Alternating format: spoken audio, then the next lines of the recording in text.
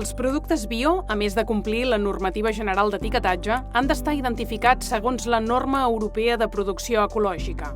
Aquesta norma estableix els requisits obligatoris i els que són optatius o facultatius. De manera obligatòria, els aliments ecològics han de dur les 5 indicacions següents. En la denominació de venda del producte cal referenciar el mètode de producció ecològica.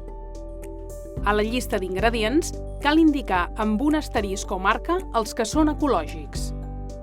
Ha de dur el logotip de producció ecològica de la Unió Europea, conegut com a Eurofulla. Ha d'incloure el codi d'autoritat o organisme de control, que en el cas de Catalunya és el del CCPAE, ES ECO 019-CT. La Unió Europea atorga un codi únic a cada entitat de control i certificació de productes ecològics autoritzada, ja sigui pública o privada. Cal indicar l'origen de les matèries primeres agràries per saber si provenen de la Unió Europea, Agricultura UE, o de la importació de països tercers fora de la Unió Europea, Agricultura no UE, o si el producte conté ingredients dels 2 àmbits territorials, Agricultura UE no UE.